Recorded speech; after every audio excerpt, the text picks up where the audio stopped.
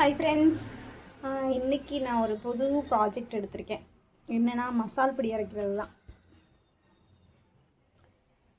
பார்த்திங்கன்னா மசால் பொடி ரெடி பண்ணிட்டுருக்கேன், வறுத்துக்கிட்டுருக்கேன். நீங்களே பாருங்கள், எல்லாத்தையும் வறுத்துட்ருக்கேன். என்னோடய ஃபஸ்ட்டு நான் மசால் பொடி ப்ரிப்பேர் பண்ணுறேன். எல்லாத்தையும் வத்தல்லாம் காய வச்சுருக்கேன்.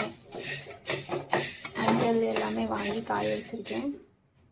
ஸோ இந்த மசால் பொடி எப்படி வருது அப்படின்னு சொல்லிட்டு இனிமேல் தான் நம்ம பார்க்க போகிறோம். பொதுவாக அந்த மாதிரி வீடியோஸ்லாம் நான் அப்லோட் பண்ண மாட்டேன்னு உங்களுக்கு தெரியும்.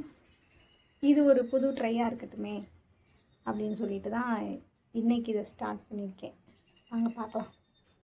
என்னோடய கவிக்காதலி சேனலில் நான் நிறைய வீடியோஸ் முதல்ல அப்லோட் பண்ணிகிட்டு இருந்தேன் லாஸ்ட் 2 இயர்ஸ்க்கு முன்னாடி. இப்போ அவ்வளோவா அப்லோட் பண்ணுறதில்ல, நிறைய வேலைகள்.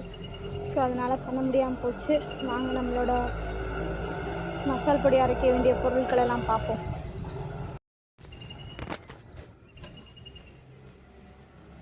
ஸோ எல்லாத்தையும் நம்ம காய வச்சுருக்கோம். இப்போ கொஞ்சம் கொஞ்சமாக மல்லியை வறுக்கணும். காய வச்சுருக்கேன், இருந்தாலும் மல்லியை வறுக்கணும். ஆக்சுவலி மல்லியை வறுத்து போட்டால் டேஸ்ட்டு நல்லாயிருக்கும் அப்படின்னு சொல்லி சொன்னாங்க. காய வச்சிடலான்னா கருக்காமல் வறுக்கணும். லைட்டாக அந்த சூடு ஏறின உடனே ஸ்டாப் பண்ணிடணும் அப்படின்னு சொல்லி சொன்னாங்க. லைட்டாக அது வெடிக்க ஆரம்பிக்குது. லைட்டாக நல்ல ஸ்மெல்லு வருது.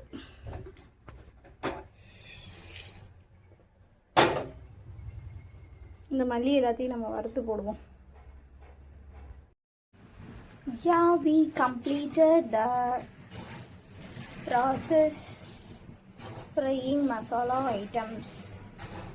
ஸோ மசாலா ஐட்டம்ஸ் எல்லாத்தையும் வறுத்துட்டோம். அடுத்து இது எல்லாத்தையும் பேக் பண்ணி கொண்டு போய் அரைக்கிறது தான் நம்மளோட வேலை.